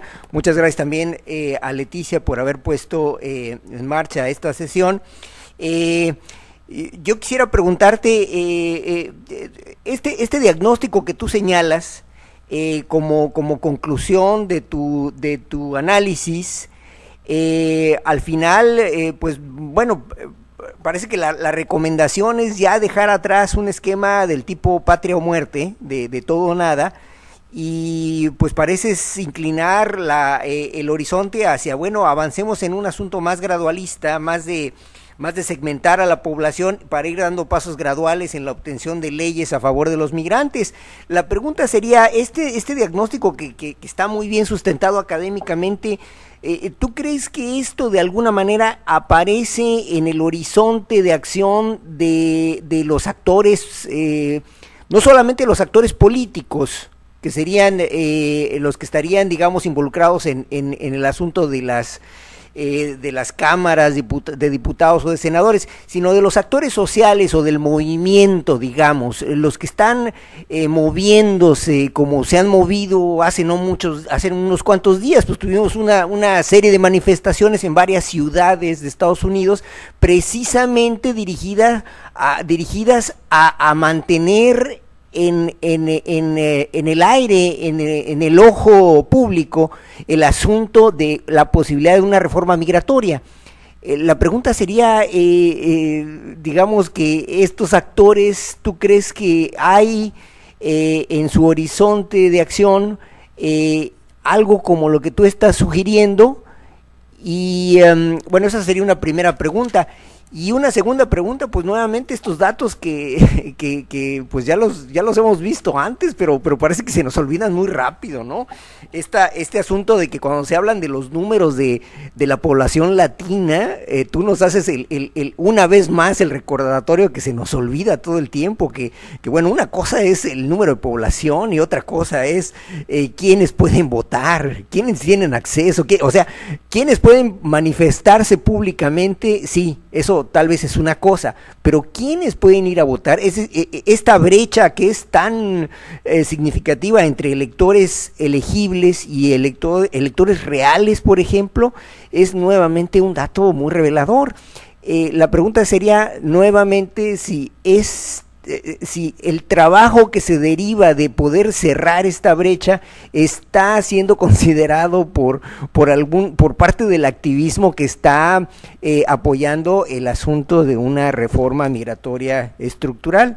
Y pues aprovechando que no hay muchas preguntas, yo abusando de la palabra, pues nuevamente, pues yo sé que has mencionado varias veces el caso de los Dreamers. A mí me parece un caso fascinante, entre otras cosas porque precisamente en el proyecto de ley S744 no hay un apartado para los soñadores, para los Dreamers, y uno podría pensar que incluso hasta los sectores más conservadores podrían capitalizar políticamente algo como esto. Es decir, ahí lo que creo que prevalece es un mucho lo que tú señalas.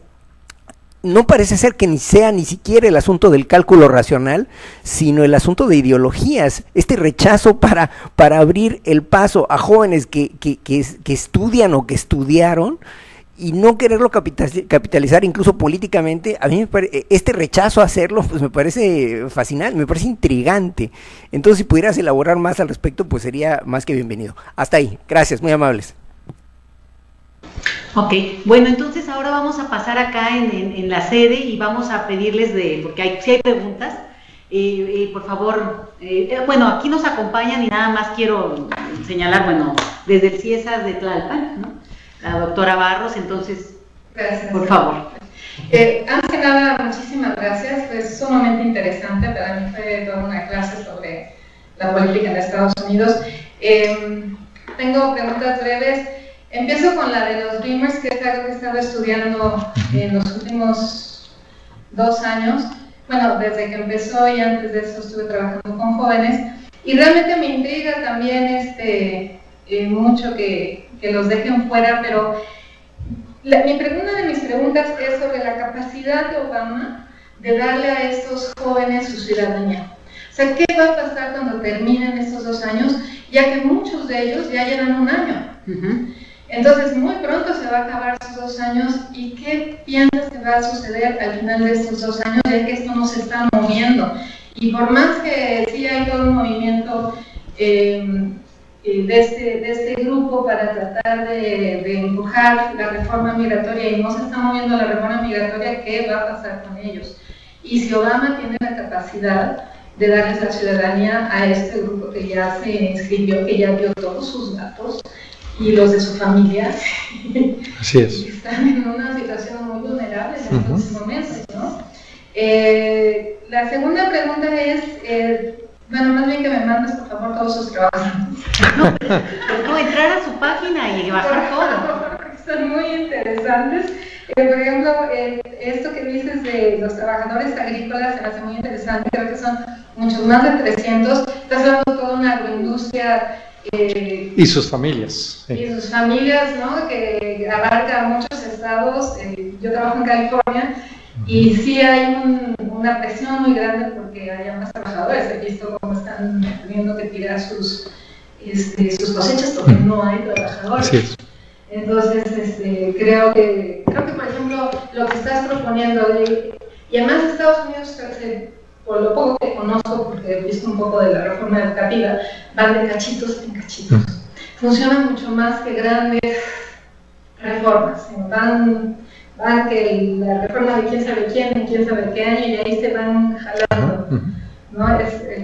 Es una manera. Y si me podrías pasar tus datos de dónde sacaste los 300,000, pero pues mejor pasando todo por sí. Y volviendo a los 11 millones de indocumentados, llevamos años hablando de 11 millones de indocumentados, después de que Obama ya deportó como a 2 millones. Entonces como que esa cifra ya tiene que empezar a cambiar. Sí. De hecho, por ahí contabilicé ya como 10.3, algo así, ¿eh? Sí. Ya está cambiando, ¿no? Los sentidos. Pero muchísimas gracias. Los streamers es lo que más me gustaría saber qué opinas de ellos. Y bueno, no sé si tienen alguna pregunta las maestras Guadalupe Mayet, que también aquí nos acompañan, una que retornó del COLEF, entonces estamos muy contentos que anda por acá en el DF. ¿No? ¿Tienes alguna pregunta, Guadalupe? Bueno, ya me hice una pregunta, digo, a propósito de que igual podemos platicarlo más ampliamente. En el escenario que tú planteas, que bastante pesimista en un sentido ya políticamente de ajedrez, ¿no? De cómo se pueden mover las fichas, si no pasa la reforma, ¿qué hay? ¿O qué queda? O por lo menos en términos del discurso, de lo que se maneja ya, ¿qué queda, independientemente del fracaso que pueda tener para una propuesta que haya hecho en su momento Obama? ¿Cómo queda y cómo se vislumbra? Las opciones que tú dices es que se avanzara en cachitos, sí, bueno, pero eso seguiría. El punto ahorita es, en el discurso, ¿cómo quedaría ese asunto? Digo, nada más como para que retomes y tú... Ahí tengo más, pero al rato con los tacos nos podemos poner a platicar. Sí. Muy bien. Bueno, muchas gracias a todos. Al contrario, yo como politólogo estas cosas me emocionan mucho y los politólogos a veces nos convertimos en cuentafrijoles, ¿no? Por eso a veces yo creo que necesitamos hacer un estudio muy importante sobre el Pacto por México, ¿no? ¿Cómo se logran esos grandes pactos? Digo, con todos sus defectos, están legislando. En Estados Unidos hay una parálisis política completa y que nos hace pensar que la reforma migratoria es más importante que el problema fiscal, que el problema de la deuda externa, que el problema de la economía, que el problema... O sea, yo creo que hay prioridades. Y yo veo la reforma migratoria ni siquiera entre las primeras 4 o 5 prioridades, sino quizás en la 6ª, 10ª prioridades. En ese sentido hay que ser realistas.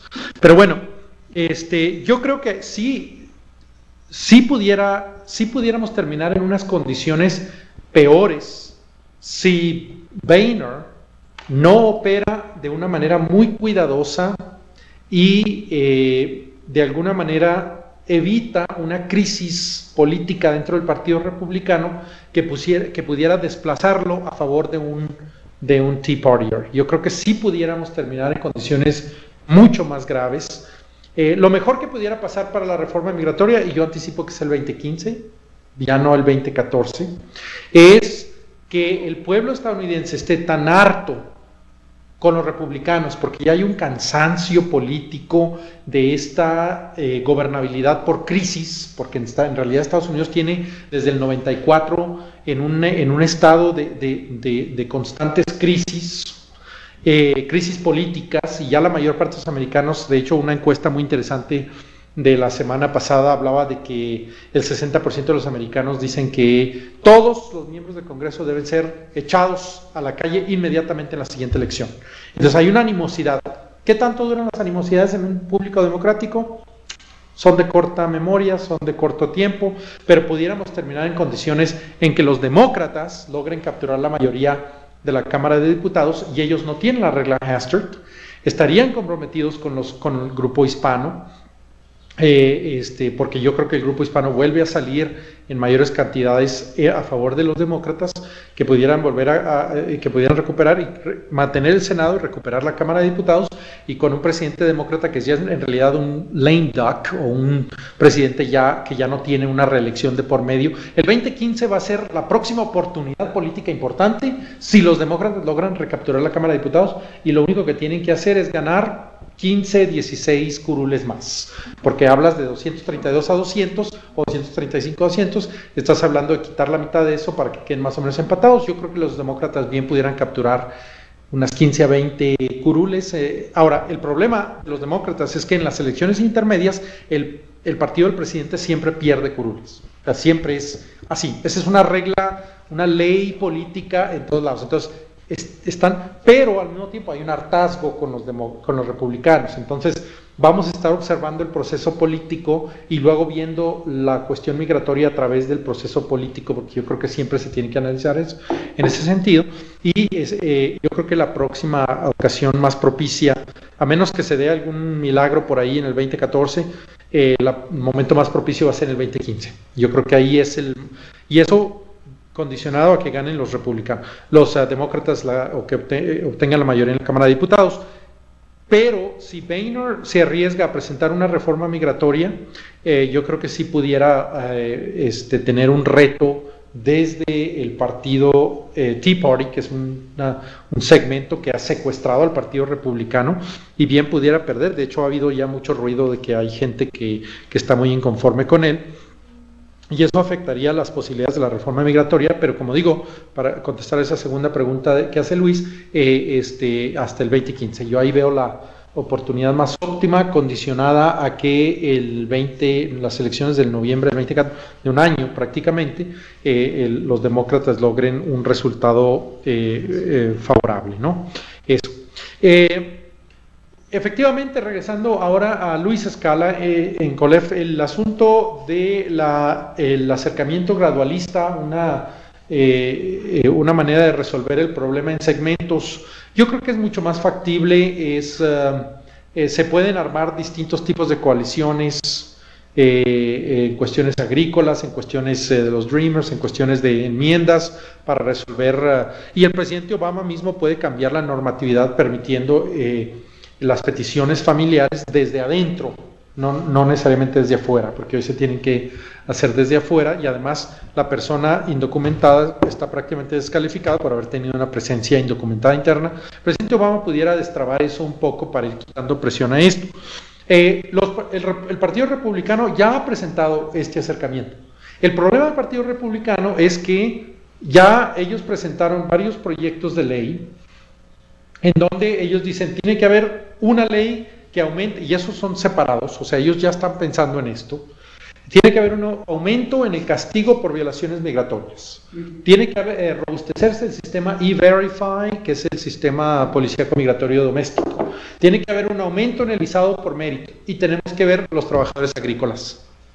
Y los demás, lo que pasa es que no tienen un proyecto para los demás. O sea, ellos ya están contemplando una serie de leyes separadamente para resolver estos distintos temas, pero lo que no resuelven es la ruta a la ciudadanía para nadie más que quizás los trabajadores agrícolas. Y eso, el proyecto del Partido Republicano es poner a esos trabajadores agrícolas en un padrón de residencia temporal, que se comprometan a seguir trabajando en el sector agrícola, y luego después vemos cómo o sea, hay condicionamientos. Y eso nada más, y esa es la única población a la cual dirigen este tipo de acercamiento o de proyectos de ley separadamente. Entonces es muy limitado.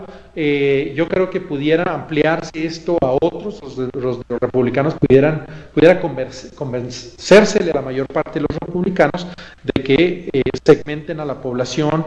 Yo creo que resolver el estatus de la mayor parte de esta población le quita presión al tema y se puede ir reconformando el sistema migratorio de otra manera que tome en cuenta la integración laboral en Norteamérica, que es un hecho.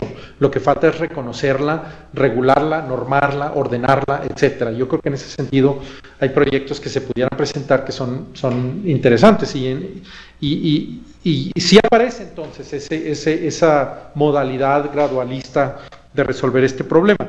Yo creo que los actores político-activistas en este momento no van a lograr mucho saliendo a las calles. No lo lograron cuando salieron aquel 5 de mayo o el 1 de mayo, no recuerdo, en cantidades extraordinarias, y después en las manifestaciones que ha habido. No han logrado nada. Políticamente e ideológicamente es muy difícil que lo logren. Sin embargo, yo creo que la mayor parte de sus esfuerzos ahorita deberían estar encaminados a acelerar la resolución de manera indirecta. Yo, si fuera a hacer una recomendación a los grupos activistas, yo diría: 1, esfuerzos masivos de ciudadanización de los que ya califiquen a la ciudadanía y de registrarlos a votar. y esfuerzos masivos de sacar a los hispanos que califiquen a votar. Si hay 21 millones de hispanos elegibles y votan 120 millones, quiere decir que uno de cada 6 electores es hispano, pero votan 6.6 millones. Entonces, saquemos esos 21 millones, 22 millones, hagamos una presencia efectiva de 16% en el electorado y hagamos de los otros 20 millones de residentes, que nos hagamos ciudadanos. Eso, y luego que salgamos, ¿no? O sea, y que salgamos, o sea, que solicite y que salgamos y que nos registremos a votar y luego que salgamos. Yo ahí lo dirigiría porque la presión, al final Estados Unidos es una república democrática y los políticos responden a el voto, responden al incentivo de la permanencia política, de la sobrevivencia política y de la distribución política del poder, y la distribución política del poder en Estados Unidos está mediada por el voto. La movilización y la desmovilización, porque también se vale desmovilizar poblaciones. Entonces, para mí, allí está en donde los activistas pudieran hacer un gran esfuerzo, ir puerta por puerta en las colonias, en los barrios, ciudadanizar a los hispanos, registrarlos a votar y sacarlos el día de las elecciones. Eso para mí daría una prueba. Cuando los hispanos nos constituyamos en 20, 25 o 30 millones de votantes en ese país, estamos hablando de 120 millones de personas que salen a votar en una elección presidencial. Yo creo que entonces empezarían a decir, y podríamos marcar una diferencia importante en muchos distritos. Y ahí es donde a lo mejor el medio que se ha ido haciendo más angosto pudiera crecer y se pudiera dar una resolución. Entonces yo no le veo ahí mucha... Es largoplacista, o sea, una resolución más a largo plazo, pero que al final después se puede quitar la presión y se pueden empezar a hacer otro tipo de... efectivamente, yo creo que en realidad hay un libro muy interesante que no he leído, pero que ahí tengo en mi pila de libros que leer, sobre la racionalidad de la democracia y la racionalidad de la política. Nadie ha dicho jamás que la democracia o la política tenga que ver con la racionalidad. Yo creo que, como lo hemos visto en Europa, como lo hemos visto en Estados Unidos, en Japón, hay muchas incertidumbres en las democracias liberales modernas, porque el mundo empieza a despertar a una actividad económica, sienten sus espacios de privilegio y de dominio amenazados, y eso se filtra a manera de un sentir popular. Lo hemos visto en Francia, en Bélgica, en Holanda, en Alemania, en Turquía, con partidos derechistas de ultraderecha, y en Estados Unidos con el Tea Party, que se ha apoderado, que no se han constituido en un partido independiente, no tienen las posibilidades de ganar por la estructura del sistema político electoral estadounidense, pero se pueden meter como un parásito dentro de un partido ya constituido y irse apropiando de cotos y escaños y espacios de poder, y luego jalar el partido hacia ellos. O sea, son realmente como un virus, en el sentido de que no tienen cuerpo independientes, sino se apoderan de un cuerpo y luego lo utilizan, ¿no? Y así ha comportado el Tea Party desde el 94, bueno, se constituyeron mucho después, pero ese grupo de conservadores. Entonces, para mí es cuestión de ideología en este momento. Yo creo que hay que, y los hispanos pudieran proveer un equilibrio importante en Estados Unidos si los activistas y los propios hispanos despertáramos a la posibilidad de movilizarnos a través del sistema político electoral. Yo creo que pudiéramos darle a ese país incluso un mejor equilibrio político de que están en este momento dándoles, e incluso inyectar un poco de racionalidad al proceso político en Estados Unidos, ¿no? Lo de los Dreamers, mira, yo creo que el problema de los Dreamers se manifestó muy bien. El 15 de junio el presidente presenta ese cambio en la normatividad o esa amnistía de residencia temporal a los Dreamers, y el 15 de agosto entra en efecto, 3 meses. Digo, no es coincidencia, 15 de junio, 15 de agosto, elecciones primer martes de noviembre. O sea, hay un cálculo político que se da ahí. Y además es lo que le llaman en Estados Unidos a low hanging fruit, ¿no? La fruta que ya está madura y bajita, que ya no tienes que nada más arrancas, ¿no? Era muy fácil. ¿Y quién se iba a ir contra los jóvenes que no tuvieron culpabilidad y que además fueron educados, que hablan inglés mejor que español? ¿Quién se iba a ir? Entonces yo creo que hubo un cálculo político del presidente ahí, pero después del 15 de agosto se presentaron numerosas solicitudes, como 400,000 solicitudes rápidamente, entre 15 de agosto, 15 de septiembre, 15 de octubre. Para principios de octubre se detuvieron las solicitudes. porque el candidato republicano, Mitt Romney, comenzó a subir en las encuestas. Entonces muchos de estos Dreamers dijeron, sí, nos van a dar 2 años, pero luego viene este republicano que se manifestó que la única política migratoria aceptable era todos en fila para salir del país. Entonces yo prefiero que el gobierno no tenga mis datos, como bien lo indicas. Y se fue, subió hasta 400,000 y luego se bajó hasta 0. En noviembre, cuando el presidente entra otra vez, vuelven a subirse las solicitudes. Entonces también la gente hace sus cálculos en base al ambiente político. Pero son 2 años. Y efectivamente ahí viene. El presidente, lo reconfortante en este momento es que el presidente tiene un periodo que todavía dura 3 años, pudiera renovar otros 2 años y antes de salir renovar otros 2 años, eso constituiría un periodo de 6 años de amnistía para estos jóvenes, pero efectivamente, si gana un demócrata, que bueno, si gana Hillary Clinton seguramente encuentra una manera de hacerlo, es una mujer mucho más astuta políticamente, creo que más efectiva que el presidente Barack Obama. Si gana un republicano, ¿cuáles van a ser las condiciones, no? Y depende de qué tipo de republicano sea también. O sea, estamos ante una incertidumbre y al final, si los mercados de valor no les gusta la incertidumbre, ¿por qué me va a gustar a mí como migrante, no? Entonces yo lo que quiero es certidumbre, yo lo que quiero es orden y lo que quiero es la posibilidad de predecir qué va a pasar en 1, 2, 5 y 10 años.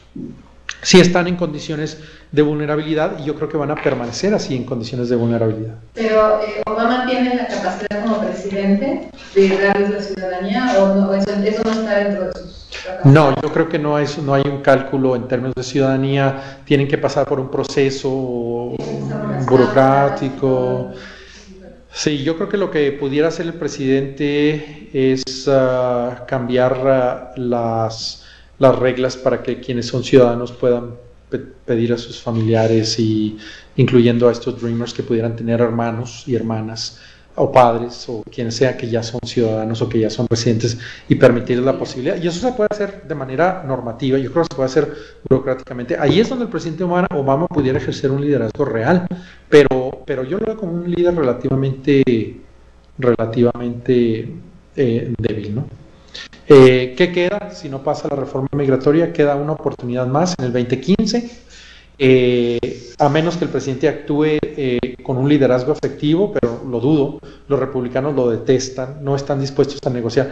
Negociaron reabrir el gobierno anoche, no en base a la negociación o la respuesta del presidente, sino a la presión de Wall Street y de los grandes empresarios y economistas e inversionistas en Estados Unidos, que dijeron: nos vas a perjudicar y esto puede costar terriblemente la economía. Entonces los propios republicanos recularon, pero en base precisamente a unos cálculos económico-políticos, no en base a que el presidente haya... Por ellos, gente como Ted Cruz, por ellos son capaces de quemar la villa, como dicen en inglés, para salvar la villa. O sea, a ellos no les interesaría eso. No es la lógica política, ni es la lógica económica lo que mueve a los Tea Partiers, es la lógica ideológica, y ellos son muy claros en eso. Y son capaces de sacrificar la economía, en parte porque ellos dicen que ellos tienen un proyecto de nación a largo plazo. Entonces, sacrificar la recuperación económica en el 2013 vale la pena si en el 2018 logran el país que ellos quieren. Entonces ellos tienen otros cálculos ideológicos que no tienen nada que ver con la racionalidad, que no tienen nada que ver con la compasión, que no tienen nada que ver con la integración de los mercados, con nada de eso. Sí. ¿Y si no pasa? ¿En el 2015? Sí. ¿No? ¿Ya? Habría que buscar el siguiente año donde se abre esa oportunidad, que pudiera ser el presidente 16, en el 17. Bueno, Luis, colegas de todas las sedes, pues aquí estamos ya. No sé si hay alguna otra pregunta, algún comentario. Yo creo que más bien vamos a estar preguntando al rato, pero no, nos vamos a empezar a despertar muchas más dudas. Creo que queda muy bien también el contacto que nos da el doctor Payán a través del Instituto del Mexican Center, y que pues hay que seguir su trayectoria y lo que se va a hacer a partir de ahora. ¿Algún comentario, Luis? Pues no, nada, simplemente pues si te parece, pues procedemos a cerrar la sesión. Pues comenzando por donde hay que comenzar, agradecerle nuevamente a Tony Payán por una magnífica presentación. Realmente ha sido muy muy atinada, muy reveladora, y también agradecerte a ti, Leticia, por haber hecho posible la puesta en escena de esta octava sesión. Y no me resta sino agradecerle a todas y a todos los que nos siguieron por esta vía de enlace, a las demás sedes que participaron, pero también sobre todo a las personas que nos siguen vía internet, que pues son la inmensa mayoría las que siguen el avance de este seminario. Y por último, recordarle a todas y todos los que nos siguen, ya sea de manera presencial o virtual, que nuestra siguiente sesión, la novena, la penúltima sesión de este ciclo 2013, se llevará a cabo el jueves 7 de noviembre desde el Colegio de México, allá en la Ciudad de México también, a las 11:30 hora del Centro de México, con una sesión que estará a cargo de dos profesores, el profesor Jim Holyfield de la Universidad Metodista del Sur y de nuestro conocido Francisco Alba, ahí el profesor del Colegio de México, con una sesión que se titula El proceso de la reforma migratoria en Estados Unidos y sus implicaciones para México y para Estados Unidos. Pues sin más, nosotros nos despedimos agradeciéndoles nuevamente a todas y a todos por su participación.